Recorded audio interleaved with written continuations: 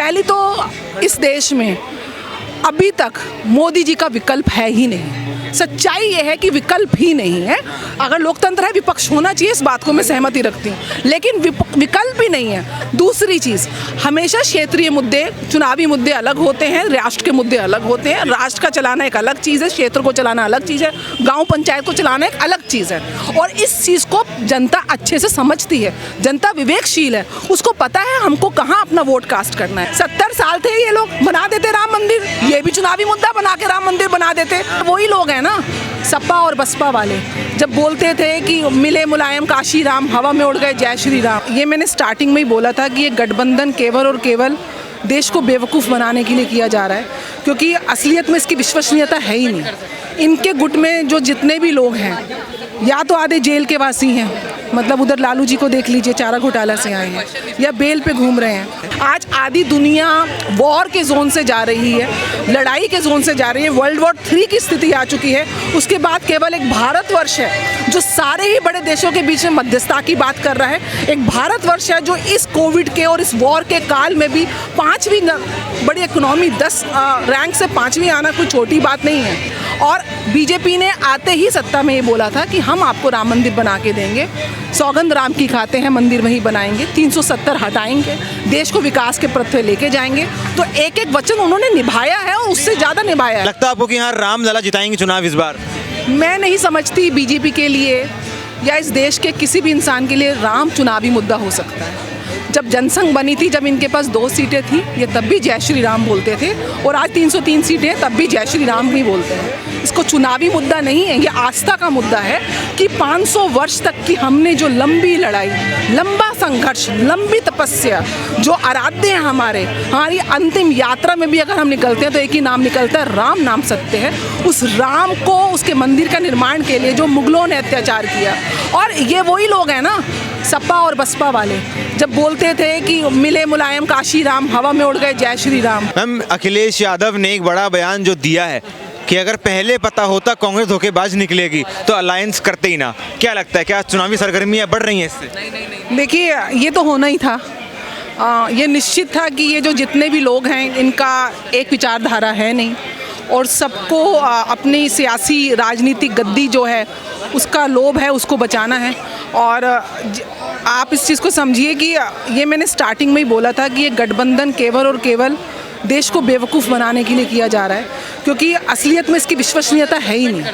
इनके गुट में जो जितने भी लोग हैं, या तो आधे जेल के वासी हैं, मतलब उधर लालू जी को देख लीजिए, चारा घोटाला से आए हैं, या बेल पे घूम रहे हैं।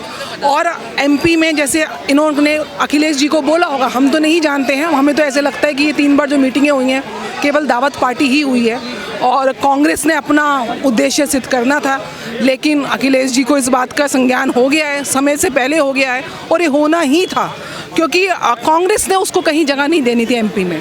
अब बात आएगी कि अब यूपी में, जहाँ पे कांग्रेस के पास कोई फुटेज नहीं है, तकरीबन 2% वोट उनकी दावेदारी है, तो वहाँ पे और यूपी की जो सियासत है वो जो देश के चुनाव में सबसे बड़ा जो शेयर आता है वो यूपी के अंदर ही आता है, तो वो सबसे ज़्यादा निर्णायक स्टेट है किसी देश के इलेक्शंस में, तो वहाँ पे इनको नहीं मिलना है। तो ये तुष्टीकरण होना ही था, ये बंटवारा इनका होना ही था, क्योंकि कहीं भी इनकी अपने किसी दूसरे के साथ ना, भाई फ़ोटो तो खिंचवा ली बड़े अच्छे से सारे नेताओं ने, तो कहते हैं कि परिवार वो नहीं होता जो तस्वीर में साथ होता है, परिवार वो होता है जो तकलीफ़ में साथ होता है। तो ये एक दूसरे की ना तो तकलीफ़ समझते हैं, इनको सिर्फ अपनी ज़रूरत और अपना सियासी लाभ के चक्कर में ये जुड़े हुए थे, और ये होना ही था, इसमें कोई नई बात नहीं है। और ये आप देखिए ना, पंजाब में जो कांग्रेस पार्टी है वो कह रही है कि हम आम आदमी पार्टी के 32 विधायक ले लेंगे, उधर टीएमसी और अधीर रंजन चौधरी बंगाल में लड़ रहे हैं, इधर दिल्ली में कांग्रेस और आप का लड़ाई हो रही है, और यूपी में जैसे सपा बसपा की भी मतलब एक बार यूनियन बनी या कांग्रेस के साथ भी बनी। और ये तो अखिलेश जी को मुझे लगता है इतना तो अनुभव हो ही चुका होगा कि एक बार उन्होंने कांग्रेस के साथ गठबंधन किया, एक बार उन्होंने मायावती जी के साथ किया, और दोनों बार उन्होंने हार ही फेस करी है। तो कहीं से भी इस गठबंधन का पॉजिटिव रिजल्ट आना ही नहीं था। इनफैक्ट है इसकी वजह से पब्लिक में इनकी जो एक ऑथेंटिसिटी है, इनकी क्रेडिबिलिटी है वो कम हुई है कि ये अपने दम पे कुछ नहीं कर सकते हैं, इसलिए इन्होंने एक दूसरे का हाथ पकड़ा। लेकिन ये नहीं, आपको क्या लगता है कि कोई मिसकम्युनिकेशन हो गया हो? क्योंकि अजय राय जो है प्रदेश अध्यक्ष उत्तर प्रदेश के कांग्रेस के, उन्होंने कहा था कि अखिलेश कौन है ये रामगोपाल, हम नहीं जानते इन लोग को। तो मतलब आपसी फूट क्या अब सामने निकल के आ रही है? अजय जी ने उधर से, कमलनाथ जी ने बोला कि अखिलेश, और इन्होंने बोला कि इनके चिरकुट नेताओं से बयान ना करवाएं। तो भाषा की मर्यादा सिर्फ गाली गलौज अब एक अलग स्टेप रह चुका है, वो तो ये लोग सब लांघ चुके हैं। क्योंकि और इनके बीच में ये पहले से अंडरस्टैंडिंग थी ही नहीं, ये अखिलेश जी दे रहे हैं क्योंकि एक दूसरे को समझ लीजिए कि झूठ की लॉलीपॉप दे रखी थी। अभी पता चल गया है कि जब चुनाव का समय आया तो कोई साथ नहीं खड़ा था।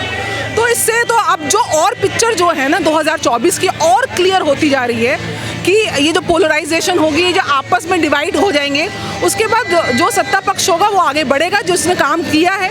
क्योंकि देश की जनता जानती है कि काम क्या हुआ है। पिछले 9 साल में जो विकास की गाथा आज देश आगे गा रहा है, आज आधी दुनिया वॉर के जोन से जा रही है, लड़ाई के जोन से जा रही है, वर्ल्ड वॉर 3 की स्थिति आ चुकी है। उसके बाद केवल एक भारतवर्ष है जो सारे ही बड़े देशों के बीच में मध्यस्थता की बात कर रहा है। एक भारतवर्ष है जो इस कोविड के और इस वॉर के काल में भी 5वीं बड़ी इकोनॉमी, 10 रैंक से 5वीं आना कोई छोटी बात नहीं है। उसके बाद आर्मी में, डिफेंस में, चाहे हमारा कोई भी क्षेत्र हो, हम सिर्फ विकास के दर पर आगे बढ़ते जा रहे हैं। तो अपने आप में देश देख रहा है कि सशक्त नेतृत्व किसको कहते हैं और उसकी डिलीवरी किसको कहते हैं।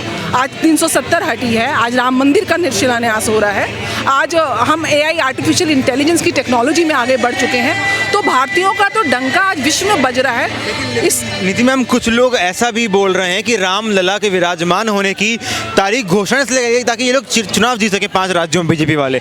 लगता है आपको कि हाँ रामलला जिताएंगे चुनाव इस बार? मैं नहीं समझती बीजेपी के लिए या इस देश के किसी भी इंसान के लिए राम चुनावी मुद्दा हो सकता है। जब जनसंघ बनी थी, जब इनके पास 2 सीटें थी, ये तब भी जय श्री राम बोलते थे, और आज 303 सीटें हैं तब भी जय श्री राम ही बोलते हैं। इसको चुनावी मुद्दा नहीं है, ये आस्था का मुद्दा है कि 500 वर्ष तक की हमने जो लंबी लड़ाई, लंबा संघर्ष, लंबी तपस्या, जो आराध्य हैं हमारी अंतिम यात्रा में भी अगर हम निकलते हैं तो एक ही नाम निकलता है, राम नाम सत्य है। उस राम को, उसके मंदिर का निर्माण के लिए जो मुगलों ने अत्याचार किया, और ये वही लोग हैं ना सपा और बसपा वाले, जब बोलते थे कि मिले मुलायम काशी राम, हवा में उड़ गए जय श्री राम। कार सेवकों पे इन्होंने कैसे गोलियां चलाई, कार सेवकों को कैसे सरयू की नदी में बहा दिया, और कैसे मुगलों ने हिंदुओं के खून से बाबरी मस्जिद बनाई। तो वो पीड़ा, ये लोगों, उसकी पराकाष्ठा ये लोग समझ ही नहीं सकते हैं।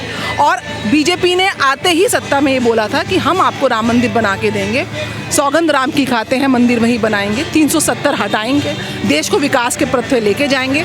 तो एक एक वचन उन्होंने निभाया है और उससे ज़्यादा निभाया है। आपको क्या लगता है, जो एक नारा था कि रामलला हम आएंगे, मंदिर वहीं बनाएंगे, तारीख नहीं बताएंगे लेकिन तारीख का नाम अब आ चुका है, और क्या अब इस तारीख के नाम पर, राम नाम पर बीजेपी को वोट मिलेगी या फिर पूरा मुद्दा पुराना हो चुका है? देखिए, ये मैं बार बार बोल रही हूँ, चुनावी मुद्दा नहीं है, ये क्यों नहीं है? आस्था का मुद्दा नहीं है, ये आस्था का मुद्दा है। चुनावी मुद्दा इसलिए नहीं है कि ये आज का मुद्दा नहीं है, ये 2024 में एक मुद्दा आया, ये वो मुद्दा नहीं है। राम मंदिर के लिए प्रयास कब से हो रहे हैं, जब से बीजेपी का निर्माण हुआ है, उससे पहले जनसंघ का है, उसके लेकिन भाजपा चुनावी रैली में गाएगी ना कि हाँ मंदिर तो हमने बनवाया, हमारी सरकार में घोषणा हो रही है, रामलला विराजमान हो रहे हैं। तो एक आप मास्टर स्ट्रोक मानेंगी भाजपा का? देखिए, गाने की तो जरूरत ही नहीं है ना, उनका तो काम बोलता है।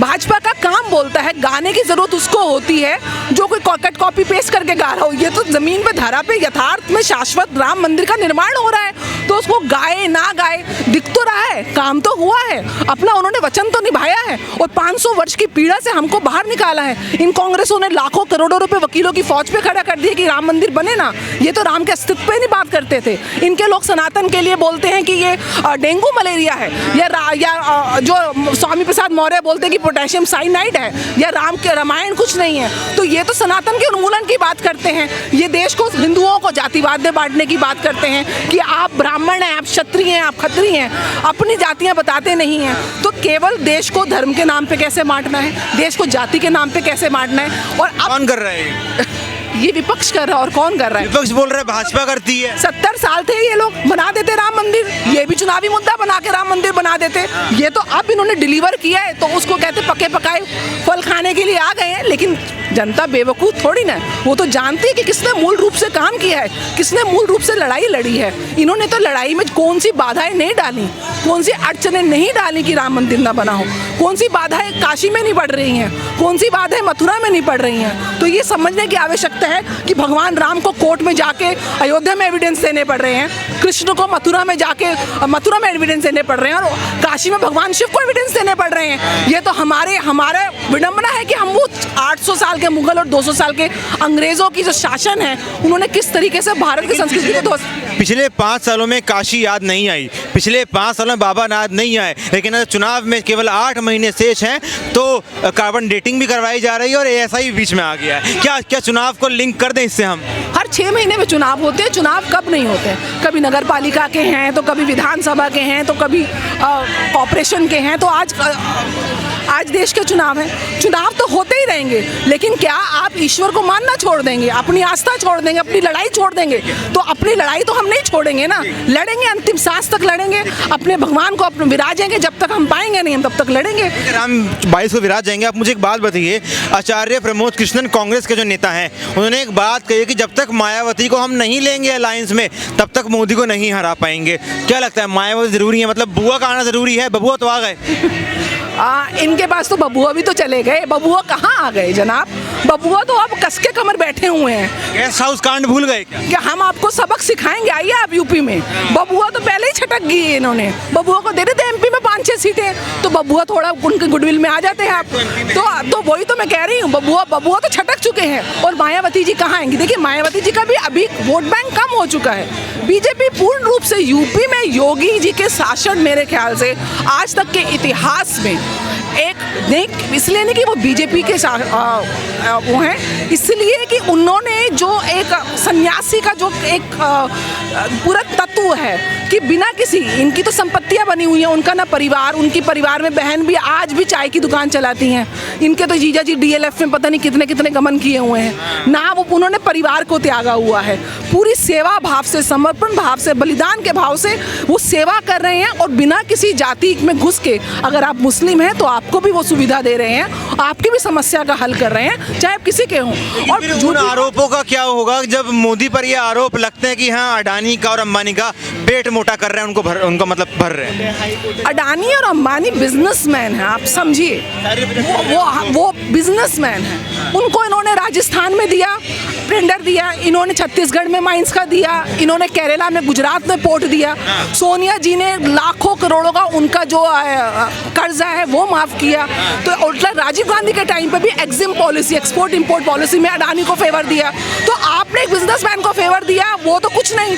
और यहाँ पे ये विकास के, अभी आज वो अडानी अंबानी के फोन से ही ट्वीट कर रहे हैं ना, इन्होंने तो 2G स्कैम किया, आज 5G के उसी से नेटवर्क से ये कभी ट्विटर में कुछ करते हैं। तो जो व्यापार जो है अर्थव्यवस्था का बैकबोन होता है, अगर वो backbone in a positive sense देश के विकास के लिए, तो उसको तो समझ भी आना चाहिए। और अगर अडानी के तो कोर्ट में केसेस चल रहे हैं, कोई चीज़ प्रूफ होगी तो ऑन पेपर होगी, लेकिन इन्होंने जितना फेवर किया उसकी तो बात नहीं करते हैं। मतलब मीठा मीठा गप गप कड़वा कड़वा थू थू। अभी शरद पवार जी अडानी जी के साथ रिबन काट रहे थे, तो इनके गठबंधन का कोई आधार और विश्वसनीयता रह ही नहीं गई है। मेरा आखिरी सवाल आपसे ये है, चुनाव जब भी होने हैं मध्य प्रदेश में, छत्तीसगढ़ में, राजस्थान में, क्या लगता है ये जो विकास की गंगा है, क्या बीजेपी उससे उबर पाएगी? मतलब उसके सारे चुनाव जीत पाएगी, या फिर कांग्रेस रिपीट होने वाली है? कांग्रेस कहाँ से रिपीट हो जाएगी सर? कांग्रेस तो है ही नहीं। इन क्षेत्रों में ज़रूर है, 2000 पिछले चुनावों में भी ऐसा हुआ था, लेकिन उसके बावजूद बीजेपी हारी थी। लेकिन जब देश के चुनाव आए, जब मेन चुनाव आए, तो बीजेपी 300 का आंकड़ा पार किया।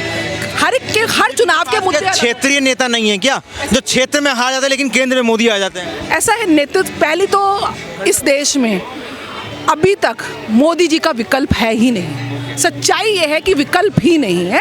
अगर लोकतंत्र है, विपक्ष होना चाहिए, इस बात को मैं सहमति रखती हूँ, लेकिन विकल्प ही नहीं है। दूसरी चीज़, हमेशा क्षेत्रीय मुद्दे, चुनावी मुद्दे अलग होते हैं, राष्ट्र के मुद्दे अलग होते हैं। राष्ट्र का चलाना एक अलग चीज़ है, क्षेत्र को चलाना अलग चीज़ है, गाँव पंचायत को चलाना एक अलग चीज़ है।